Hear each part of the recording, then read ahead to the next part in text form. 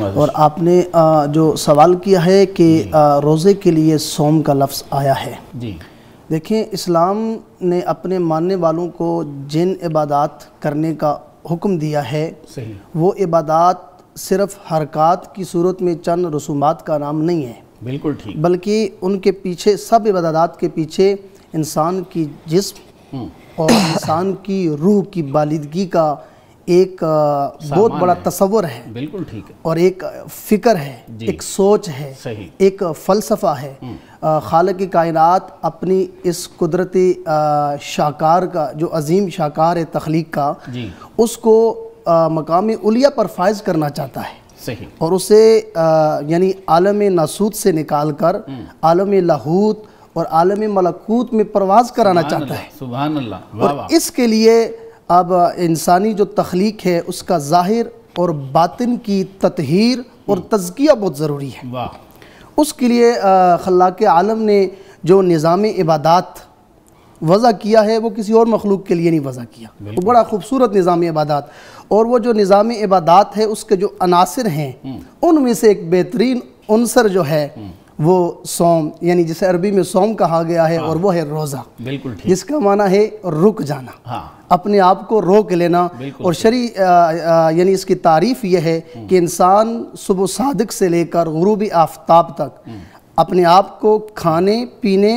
اور ازدواجی تعلقات سے اپنے آپ کو روکے رکھے، ٹھیک، یہ اس کی شرعی تعریف ہے۔ جی، اب روزے کی جو رمز ہے، اس کا جو مقصد ہے وہ ہے تزکیہ نفس، صحیح، یعنی تطہیر ہے، یعنی انسان اپنی نفس پر جب نفسانی خواہشات پر جب قابو پا لیتا ہے تو اس کے ساتھ ساتھ اس کے لیے حکم یہ کہ وہ اپنے آپ کو روکے، یعنی اپنی آنکھوں کو بھی روکے، بالکل ٹھیک ہے، اپنے کانوں کو بھی روکے، صحیح، اپنے ہاتھوں کو بھی روکے، واہ، اپنے پاؤں کو بھی روکے۔ بالکل ٹھیک ہے، گویا کہ وہ ایک حدیث مبارکہ میں ہے نا کہ جب آخری زمانہ آئے گا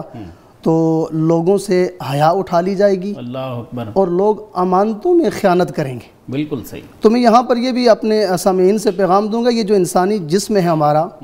یہ اس کا ایک ایک عضو جو ہے وہ رب کی ہمارے پاس امانت ہے، بالکل ٹھیک ہے، اور اس میں اگر ہم اس کو یعنی ہاتھوں سے جو کام کرنے کا حکم دیا ہے، آنکھوں سے جو چیز دیکھنے کا حکم دیا ہے، پاؤں سے جن کاموں کی طرف چلنے کا حکم دیا ہے، اگر ہم ان کے خلاف یعنی اللہ اور اس کے رسول کی ہمارے لیے مباح ہیں، جائز ہیں، وہ کرنے ہیں، وہی کر رہے ہیں، اور اگر اس کے علاوہ ہم کریں گے تو گویا یہ امانتوں میں خیانت ہے، خیانت ہے، اور کل قیامت کو یہ گواہی بھی دیں گے، یہ گواہی بھی دیں گے۔ قرآن کہتا ہے الیوم نختم علی افواہہم وتکلمنا ایدیہم وتشہد ارجلہم بما کانوا یکسبون، یہی ہمارا جسم ہمارے خلاف گواہی دے گا۔ بالکل، تو اس چیز کو بہتر بنانے کے لیے اللہ تبارک و تعالیٰ نے جو ہے نا روزے جیسی عظیم، جس کے لیے صوم کا لفظ استعمال ہوا ہے، ایک عظیم نعمت ہے ہمارے پاس۔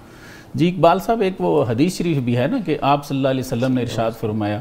کہ بعض روزے دار ایسے ہیں کہ ان کو سوائے بھوک پیاس کے کچھ بھی نہیں ملتا۔ بالکل بالکل ایسا ہی ہے، یعنی وہ اپنے آپ کو بھوکا تو رکھتے ہیں، پیاسا تو رکھتے ہیں، لیکن نہ اپنی آنکھ کی حفاظت کرتے ہیں، نہ اپنے کانوں کی حفاظت کرتے ہیں، نہ اپنے ہاتھوں کی حفاظت، اور نہ اپنی سوچ کی، بالکل فکر کی، نہ اپنی یعنی باطن جو آپ کا